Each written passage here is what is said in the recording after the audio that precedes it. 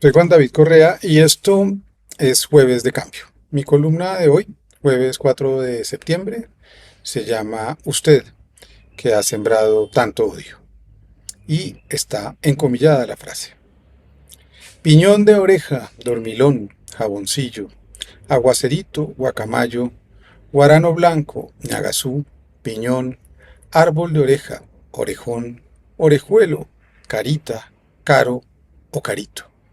Estos son algunos de los nombres de un árbol frondoso que puede alcanzar los 25 metros de altura, que crece entre los 0 y los 1500 metros sobre el nivel del mar en diversas regiones colombianas.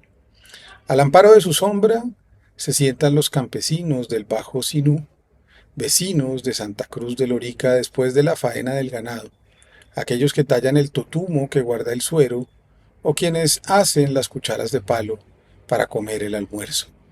Abro comillas.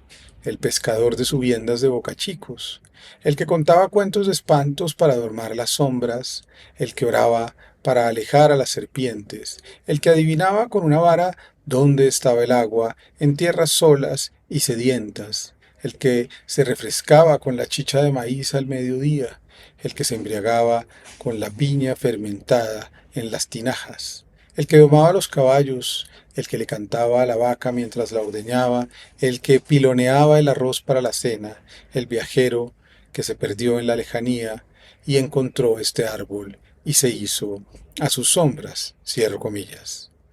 De la sombra de ese árbol han bebido enormes artistas y cultores colombianos.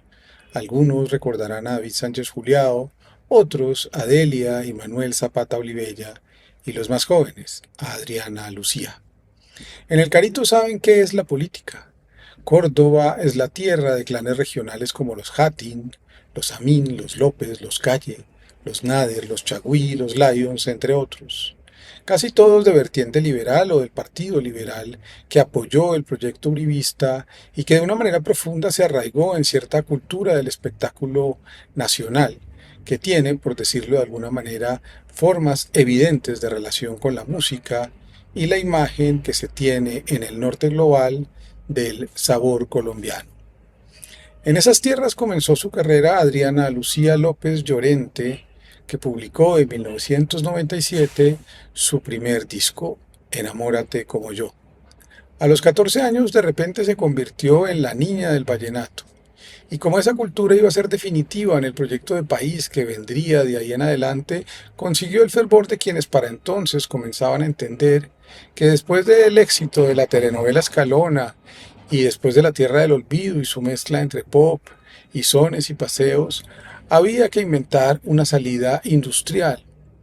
Así se creó un género llamado tropipop, que intentaba condensar una especie de mixtura entre las raíces campesinas de la música de esa región del Caribe colombiano y los sonidos urbanos que desde los años 70 comenzaron a llegar a través de eso que después se comercializó en todo el mundo como en todo el mundo hispano como el rock en tu idioma. No en vano, metaleros más glam de los años 90 como Juanes terminaron cantando A Dios le pido o La camisa negra. La niña del vallenato estaba entonces destinada a ser la heredera de Patricia Teherán, la única mujer de ese género musical que había conseguido un lugar en ese mundo tan complejo y tan patriarcal. Había estudiado en la Escuela de Bellas Artes de Montería y con ese éxito, proviniendo de esa tierra de artistas, firmó con una de las grandes disqueras de entonces, Sonolux, después RCN Entretenimiento, y se hizo famosa en Monterrey, en Ecuador, en Perú y en cientos de ciudades colombianas.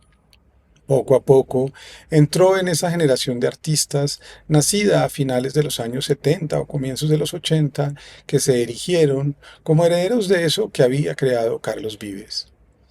Adriana Lucía le propuso a su disquera que liberara su contrato en 2001.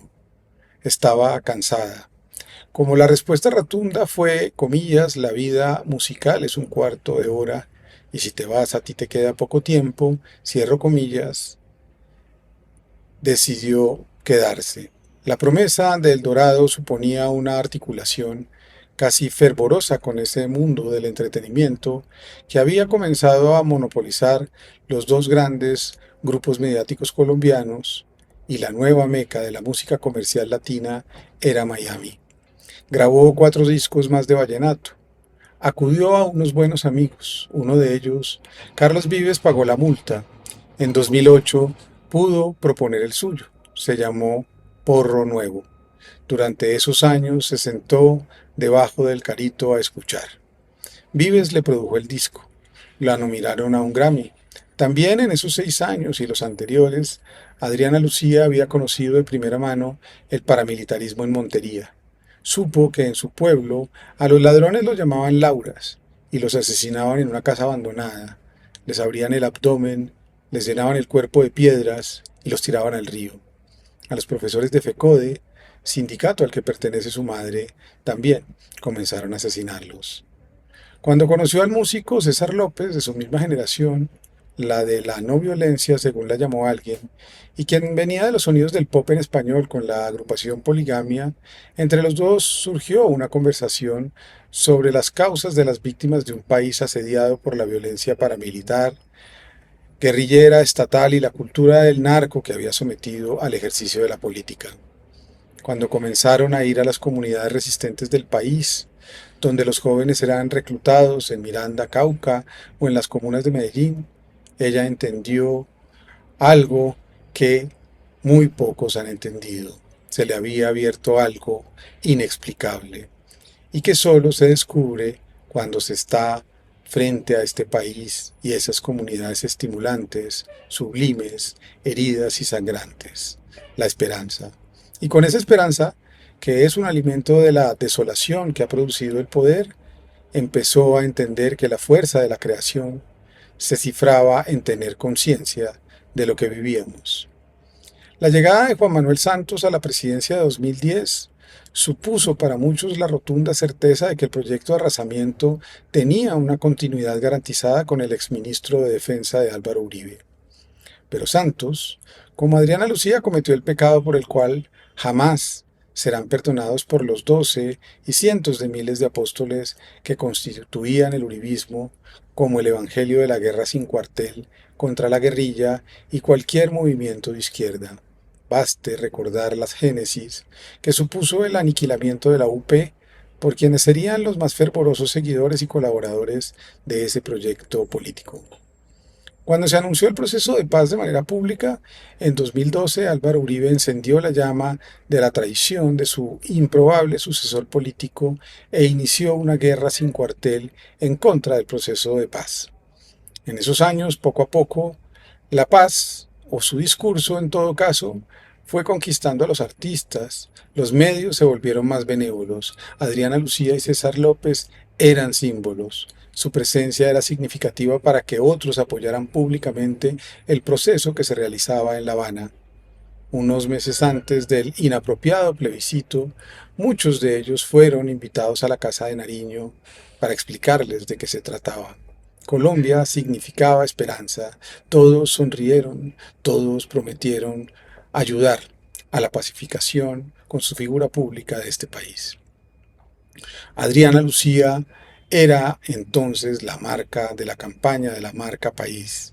Y a medida que se acercaba aquel día de el 2 de octubre de 2016, aquella gente que la había invitado a su casa, aquellos que habían bailado su música, comenzaron a condenarla. Santos la había tomado de la mano. El pecado estaba consumado. La acusaron de haber recibido más de 200 millones de pesos por su trabajo con Fontur. Luis Carlos Vélez sugirió que tenía una relación con el expresidente. Senadoras, representantes, abogados, gentes de bien se le vinieron encima. Guerrillera, le gritaron a coro. El epítome de esta historia, que es la historia de otro desencuentro nacional, de otra exclusión por parte de las corporaciones y empresas del entretenimiento que han castigado a artistas por no ser neutrales y los han excluido de carteles de conciertos, producciones, telenovelas y un largo etcétera por acercarse a quienes son considerados indeseables por las fuerzas reaccionarias del país, fue el estallido social. Como ocurrió con La Paz, muchos decidimos salir a las calles, protestar, entender que en esos gritos de los jóvenes del país se cifraba una verdadera posibilidad de futuro. Actrices como Diana Ángel, Julio Correal, Julián Román, entre otros, fueron puestos en la picota pública. Se inició el macartismo silencioso por parte de las llamadas industrias culturales y muchos callaron, se fueron haciendo mutis por el foro, dejaron de aparecer. La paz dejaba de estar de moda. La economía naranja era el nuevo relato. En las últimas semanas, Adriana Lucía ha recibido nuevamente una andanada de improperios y amenazas. Le han enviado fotos de cadáveres, de partes del cuerpo cercenadas. Le han dicho que se vaya de una puta vez de este país que no quiere izquierdistas entre sus habitantes. Ella dice que canta y seguirá cantando por la esperanza, que no tiene partido pero sí dignidad, que su lucha es la pacificación de un lugar llamado Colombia, una potencia intercultural que prefiere ver a sus artistas muertos antes que tomando una voz crítica en esta sociedad. Ya han dado pruebas de que son capaces de todo, desde los asesinatos y exilios de periodistas como Guillermo Cano, María Jimena Duzán, Antonio Caballero, Alfredo Molano, desde el asesinato de Jaime Garzón, la estigmatización de Patricia Ariza, el castigo a los miembros del sindicato de actores y un sinnúmero de estrategias brutales de intimidación y silenciamiento a quienes osan abrazar o avanzar en causas sociales o progresistas, son parte de nuestro etos, del mundo, de nuestro espectáculo. Sería el momento de que también apareciera un acuerdo en este mundo, en que, como dice la también vilipendiada y castigada Margarita Rosa de Francisco, se comprenda que es gracias a todas ellos y todos ellos, también gracias a su talento, a su imaginación y a su fuerza, que nos hemos construido algunos de nuestros más profundos imaginarios populares. Ojalá los colegas músicos, actrices, bailarines, pintores, artistas plásticos, cineastas, escritores y todo el mundo de las llamadas industrias culturales abrazara hoy a Adriana Lucía. Sería una causa justa, sería una causa colectiva, o seguirán creyendo lo que les dicen los odiadores de las redes. Abro comillas. Usted que ha sembrado tanto odio, ¿por qué no se va para siempre? Alguien dentro del cuerpo, el campo de las artes duda hoy de que tenemos que sembrar más árboles como el carito y cortar menos cabezas lúcidas en este país. Gracias. Nos vemos en la próxima.